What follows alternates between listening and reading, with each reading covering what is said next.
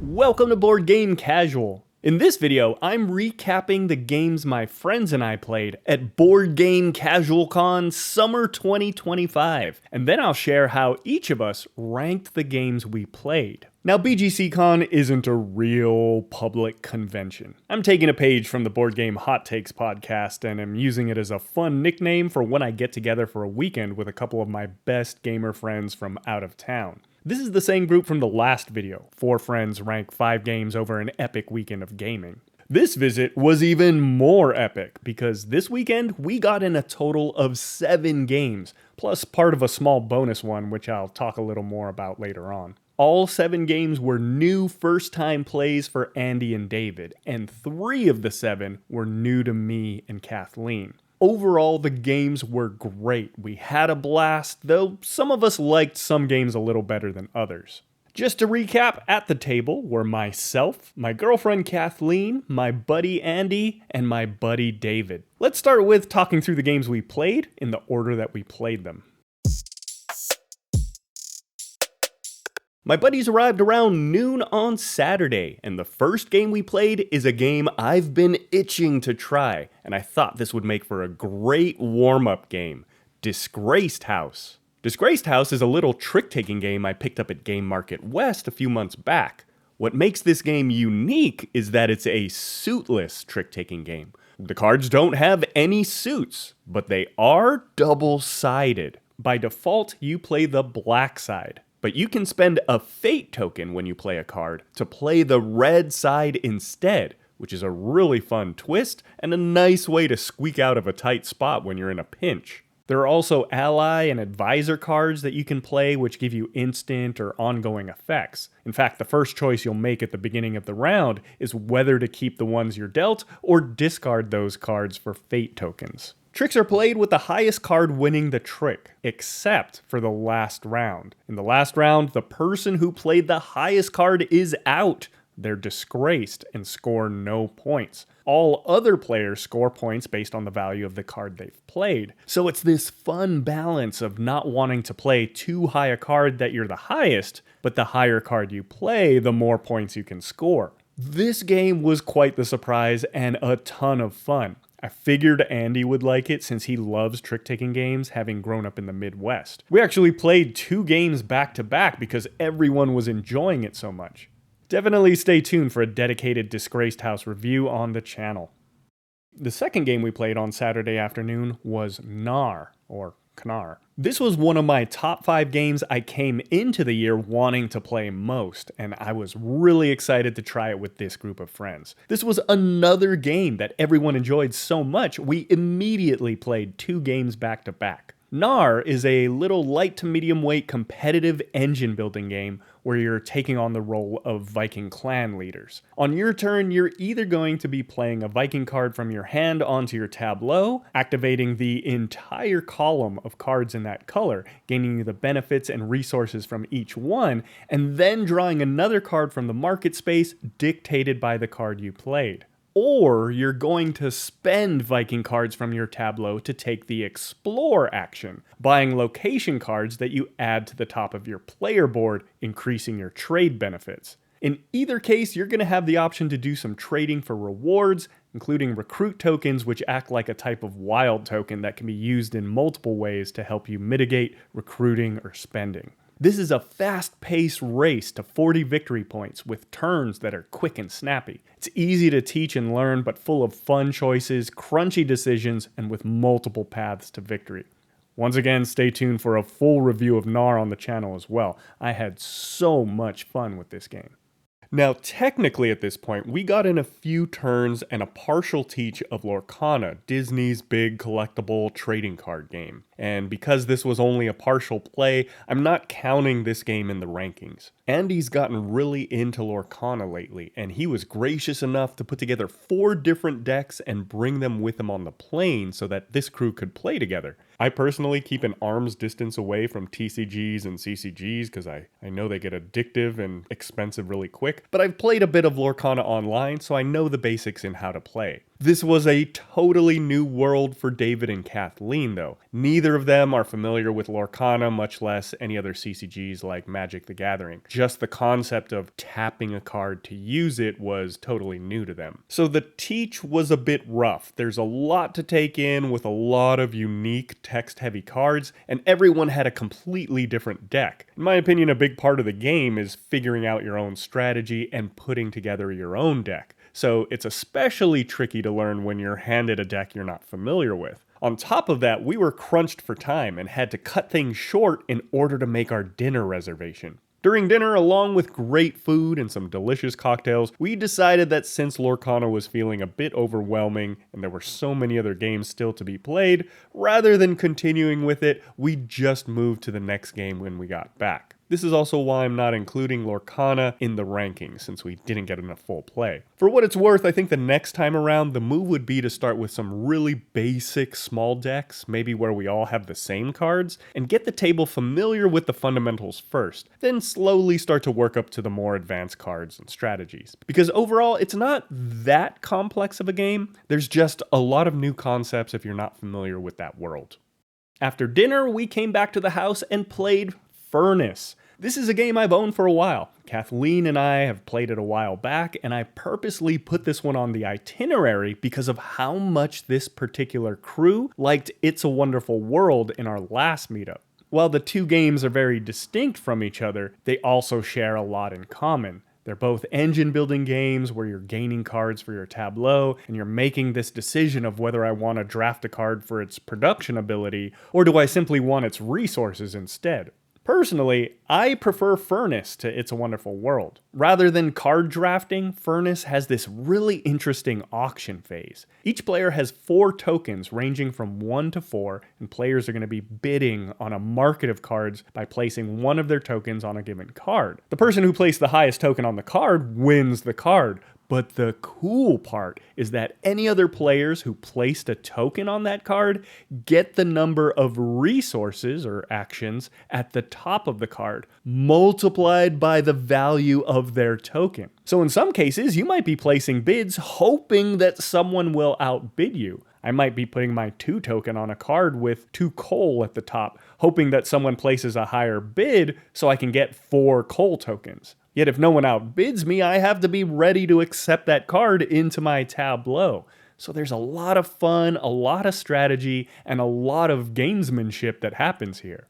Another thing I really like is that the cards in Furnace are double-sided. You buy and place cards on their basic side, but during the production phase, you might have the option to upgrade the card to its advanced side, which adds even more production benefits. In most cases, this is a good thing, but if you don't have the resources to take advantage of its added benefits, the efforts to upgrade a card might have been better spent on a different action. There's a lot to think about in this game that's only 4 rounds, and similar to It's a Wonderful World, you might find your brain burning a bit trying to map out the right order in which to fire your cards to daisy chain the most optimal point scoring turn.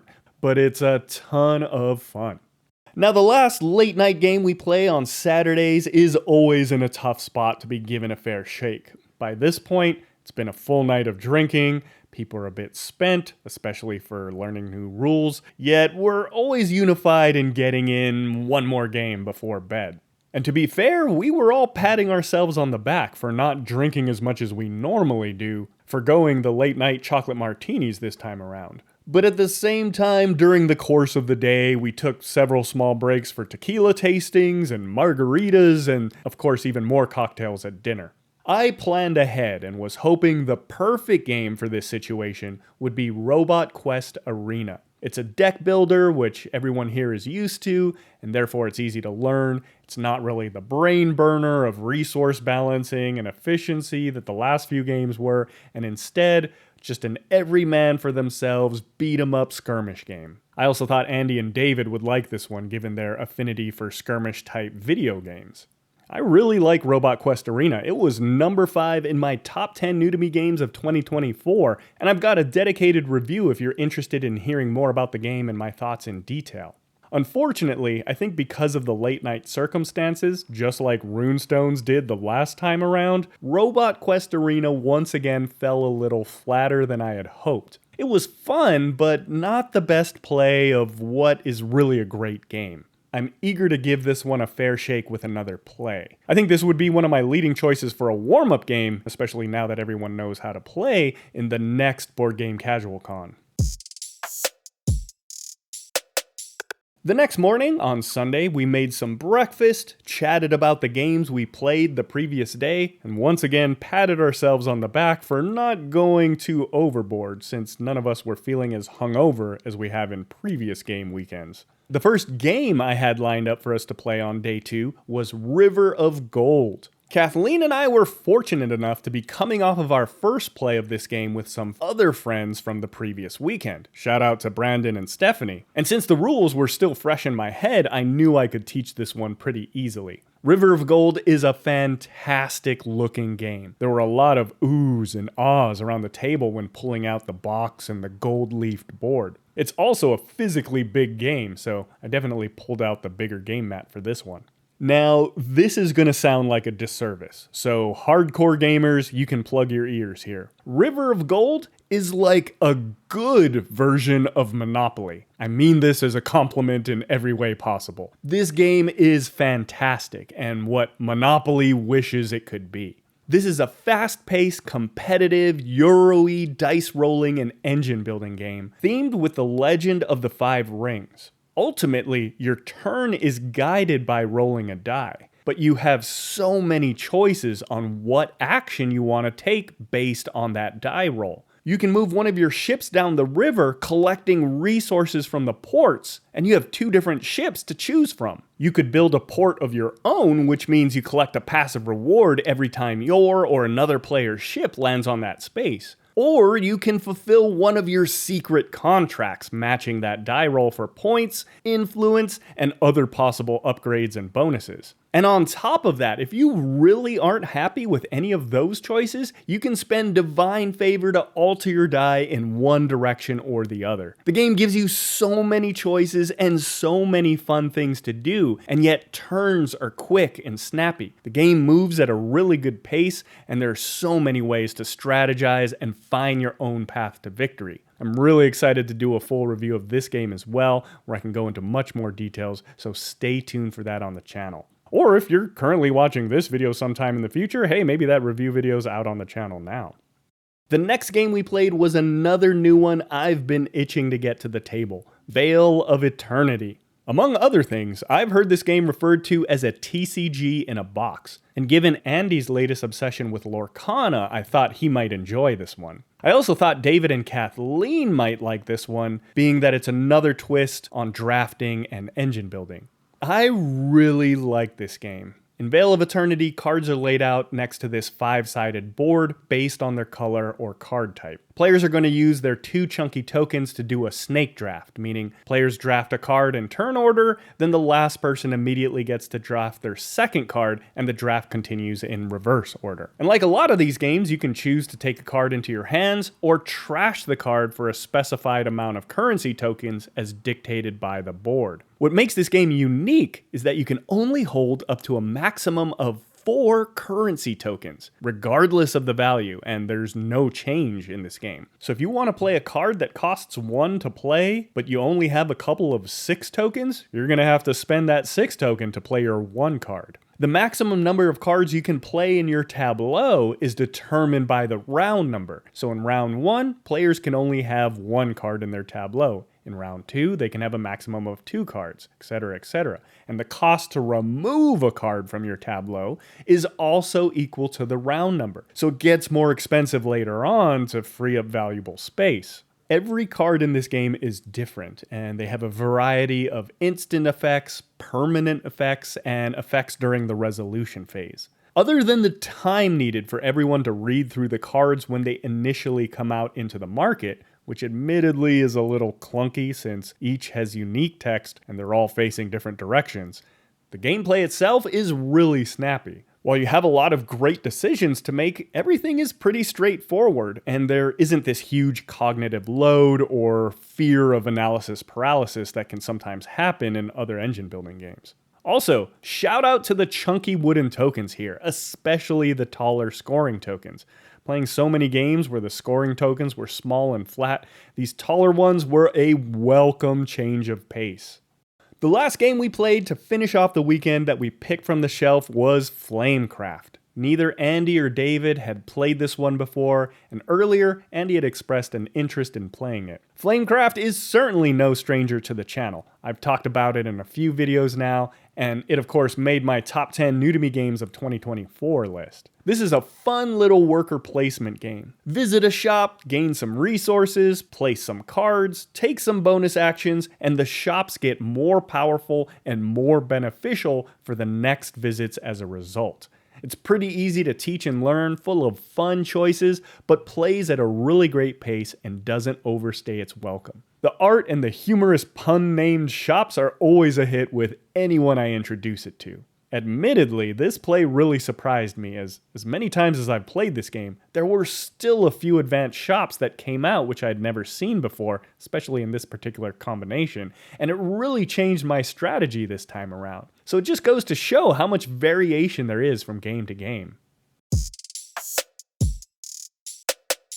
So not counting the partial play of Lorcana, those were the 7 games we played. Now comes the fun part. Andy, David, Kathleen, and I are each going to rank the games in the order we liked best. I'll go ahead and go first. While I can't speak for the others, the way I approach this list is in terms of how much I enjoyed playing each game this particular weekend. So it's totally possible that in a more general overall favorite games list, these games could end up in a totally different order. It also tends to give new games some shine, since they're coming in with a little more excitement than games I'm already familiar with. At number 7, I love Robot Quest Arena, but admittedly, this play didn't go over as well as I had hoped. We got a little unlucky with a bit of a boring card market without a lot of variety and the same weapons coming out over and over.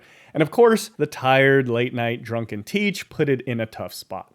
Still one of my absolute favorite games, just not one of my favorite plays. As I mentioned, I'm hoping to give this one another go with this same crew, maybe as a warm-up game, just to give it a fair shake.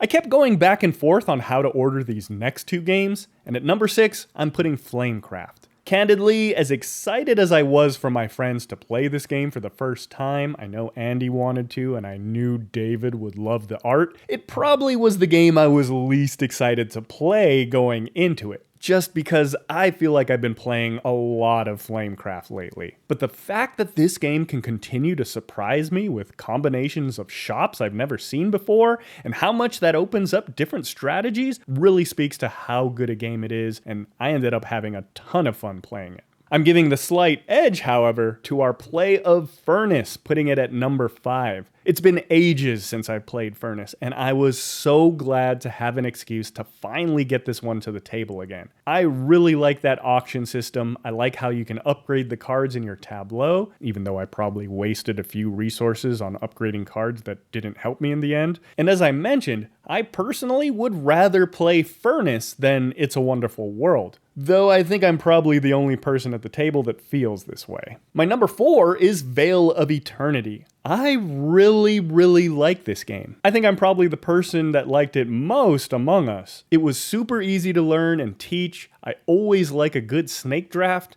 The unique constraints make for some fun decisions, and the gameplay is just so snappy. I probably got a little lucky with my cards, but was able to piece together a pretty strong engine with cards that had recover abilities which really worked for me, and as a result I had some great moves that felt really clever.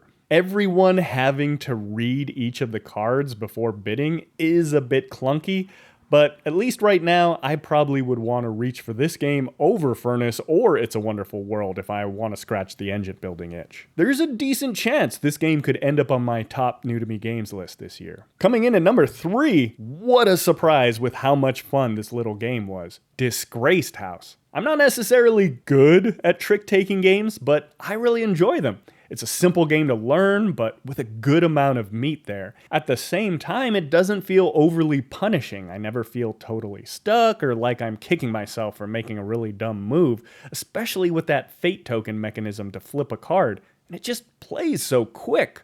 Kudos to Knarr and Shiny Pigeon Games. I really hope this game blows up and more people find out about Disgraced House and how much fun it is. This is a game I feel like I can introduce to anyone into card games, and I'm really looking forward to playing this one again. The number 2 game I enjoyed most this weekend, easily a candidate for best new to me game this year, Knarr. I love how you get to trigger all of the recruit cards in a column when placing a card and building those columns taller and taller. I love how the card you play dictates the one you can take from the market, yet you have ways to mitigate if you want, and how all of this balances with building your trade abilities at the top of your player board. Best of all, I love how snappy this game is. It plays at such a great pace.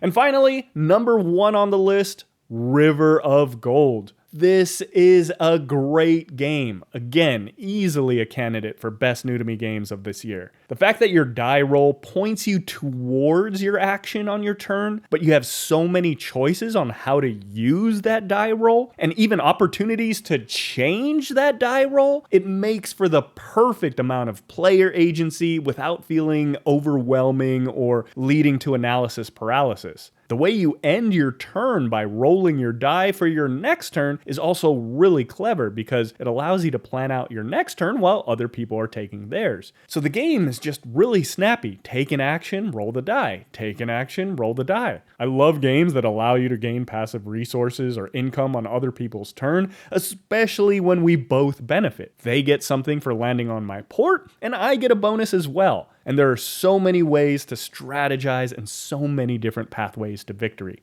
Fantastic game. Stay tuned for the full review, River of Gold.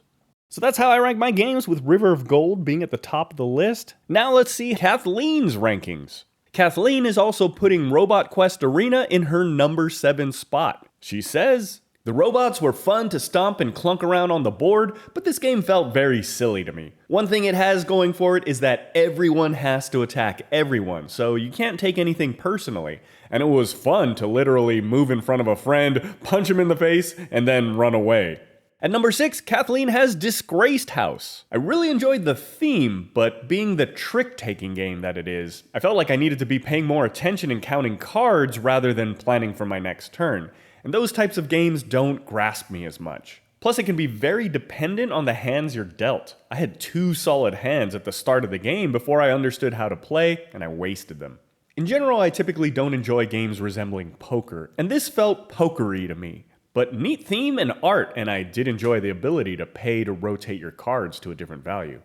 Coming in at number 5, she has Vale of Eternity. Kathleen says, "I am a sucker for colorful games, and this game, all the cards, boards, and pieces, are super appealing to me. I enjoyed building my little engine of cards despite knowing everyone else was building way better engines than I was. The fact that I got to be in my own little dragon creature world made me happy. The hunting phase order was fun. Like Furnace, it's exciting to see how the bidding order changes your strategy and decision making. I would play this again. I definitely feel like there's so much variety with the cards, so you could play this quite a bit before getting too familiar with or tired of the deck, especially since you have the option of simply discarding a card for their coins." In the number 4 spot, Kathleen has Flamecraft.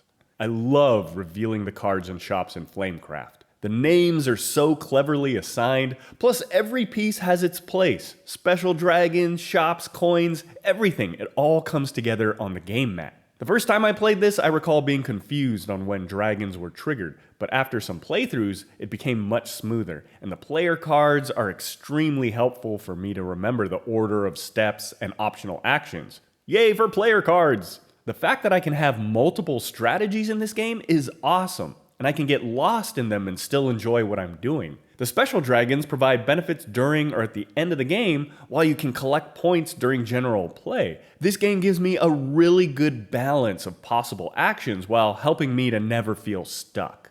Kathleen's third favorite game from the weekend was Furnace. She says, "I fully enjoyed this game and am very much looking forward to sitting down with this one again. The 2 phases, auction and production, adds a lot of variation and keeps it exciting. Even if you get outbid and don't win any cards in the auction, you still get compensation. And there is strategy to purposely losing a bid so you can get the compensation instead of the card, which I love doing. And your strategy really shifts depending on your bidding turn. So fun!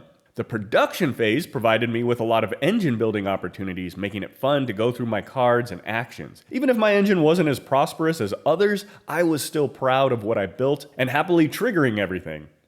In the number 2 spot, she's putting River of Gold. This game is absolutely stunning. Simply opening the board feels like such a presentation and an ooh-ah moment. From picking my clan to losing by an enormous amount of points at the end of the game, I really love playing River of Gold. The options seem endless, but also digestible, so you never become stuck and can consistently find movements or actions to make. I appreciate that the player cards have clear on-your-turn directions for reference, as well as a separate icon glossary card. You have several areas in which you can choose to focus on gaining points, and with the additional contract cards, the game gives you even more ways to gain points if you can meet those criteria. I can't wait to play River of Gold again. Win or lose, I get to push ships down a gorgeous river over and over again. And Kathleen's number 1 game from the weekend? Knarr. She says, I picked this game up pretty quick, which definitely helps a lot when it comes to determining how much I'm going to love or hate a game. And this one I ended up loving the most out of the 7.5 games we played over the weekend. The art was fabulous, from the board to each Viking card. The colors and destinations were extremely appealing. Turns move pretty quick. Each player has their own strategy for selecting or playing Viking cards or performing exchanges or purchases. You can move through your turn with ease thanks to the clarity of the cards. The destination cards make it simple to follow the benefits of each one once activated. I wish the main board included a better way to move player pieces through the reputation and point tracks. If anyone has an unsteady hand while stacking, it's too easy to bump pieces and screw up the order. I also wonder how the game would play if there were more Viking cards. While I understand that running out of cards plays to the overall game and the end game, I enjoy playing it so much that I want it to continue just a bit more before getting to that point. Now moving on to Andy, and I think Andy wins the award for the biggest critique this weekend. Andy's putting Robot Quest Arena at number 7. He says, this was the opposite of my prediction coming into the game. In fact, this was the only game I didn't like. I have no real interest in playing it again. I feel like it's built for a casual audience. I felt like my options were limited because it pretty much only makes sense to attack, and I was kind of bored between turns. Andy, if you're watching, I totally get it. You're definitely not wrong, but I hope you're open to giving it another play on a fresh day just to give it a fair shake. Number 6, he's got Vale of Eternity. The board is rough with the upside down cards, considering there's so much to read on each card. The scoring track is tight too. It makes it tough to move without bumping other players' tokens. The strategy seems like it would be the same from game to game. Bombing a couple of turns is fine. It certainly makes you prioritize. But that wasn't always clear to me, being that this was our first play. I wish there was a little more interaction with your opponents, but perhaps this changes depending on which cards come out. At number 5, Andy's got Furnace. I didn't get this game until turn 2. The bidding was fantastic, though I do also like card drafting. Ultimately, I enjoyed It's a Wonderful World better despite them being extremely similar. The bonus war and industry tokens give it a different feel, and I feel like everyone needed everything in Furnace versus you having to choose or make an engine based on specific resources in It's a Wonderful World. In the number 4 spot, he's choosing River of Gold. And he says, drop dead gorgeous. Quality pieces, great story. Bring this game home to your mom. Honestly, the different strategy choices are all there. The mechanic of rolling your die post-turn is genius and needs to be copied more. I was stressed the entire time because my strategies to build weren't working, so I felt like I was playing it wrong. I was trying to math out my opportunity costs, which is why I went for contracts, giving me a nice jump in points for completing 6 contracts instead of 5, much less fewer contracts. I would have liked this game even more if I could have done 2 actions in a turn. I felt like my turn was planned out before the next person was done. Ultimately, I felt a little bored waiting for others to go. It would have been the perfect game to have more complicated turns where I could stack actions for a nice engine bonus. Regardless, I really like this game, and I could have easily put this game in my number 3 spot. At number 3, however, he's putting Flamecraft.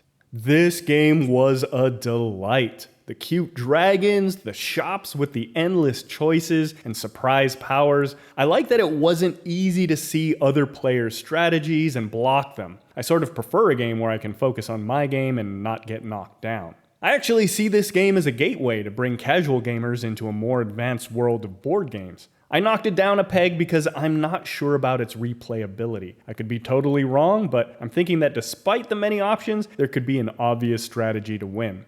And personally, I think Andy's comments here had a lot to do with a pair of really powerful shops that came out, which did seem to dictate the best strategy in this particular play. In the number 2 position, Knarr. This is probably the simplest engine builder we've played. The order of your cards doesn't matter, which is a nice change of pace from the number crunching that we have to do in the other engine builders. This kept it faster and more enjoyable. The ability to spend a recruit token to pick up a different card gave enough flexibility where I almost always could get something decent. And even if I didn't use the token, it didn't ruin my whole strategy. Unlike other engines where a specific card can make or break you. Knarr could easily have been my number 1 choice as well. At the top of his list, Andy's number 1 game was Disgraced House. Dang, this game is so great. It's simple, but you have so many options on your turn. It's deeper than you think, and it's unexpected without feeling unfair. The powers really make this game shine, plus it's fast. Really impressive that this game made Andy's number 1. And finally, last but certainly not least, here's David's ranking. David's putting Robot Quest Arena at number 7. I love the robots and I love the deck building. This game is pretty straightforward, but fun to play. At number 6, David's putting Vale of Eternity. He says, Vale of Eternity needs another chance. I'd definitely play it again. I do think the board is too small, making it awkward to read all the cards. The game is very enjoyable, but it was up against a really strong lineup this weekend. At number 5, he's putting Furnace. Engine building games are still my favorite type of game, and Furnace was a lot of fun. I still prefer It's a Wonderful World to this one though. He's got Disgraced House at number 4. Trick Taking plus Samurai Cats? What's not to like? Coming in at number 3, David has Knarr. What a fantastic engine building game. His number 2 is Flamecraft. What a feel-good game. Little dragons trying to open up shops, and instead of points, you get hearts. If I could transport into the world of a board game, it would be this one. And the shop names are so much fun. And David's number 1 game for the weekend, River of Gold. River of Gold is one of the best games we've played. Great gameplay and really beautiful artwork. The lore behind it is great too. There you have it, another successful Board Game Casual Con weekend of epic gaming. And to recap, here's a look at how each of us ranked the games we played side by side. In my opinion, these are all great games, and I wouldn't hesitate to recommend a single one. Definitely give them a try if you get the opportunity. And if you've played these board games, I'd love to hear your thoughts and how you'd rank them down in the comments. Thank you again to Kathleen, David, and Andy for helping to make this video possible. Even though we're fresh off the weekend, I'm already chomping at the bit for the next one and starting to curate a list of games I think we should play. After the last get-together, where It's a Wonderful World was such a hit, you probably noticed I lined up a lot of similar engine-building games this time around, just so they could compare some of the other games in this genre. Well, being that Flamecraft was a pretty big hit this time, I'm thinking it might be fun to dive into more worker placement games. Of course, there's always going to be new games competing for priority, but I've also been thinking about some of the older games with unique mechanisms that I'd like to introduce to them as well. So many games, so little time. By the way, if you're hungry for more and haven't checked out the previous video where this crew ranked 5 games from the last get-together, I've got the link down in the description.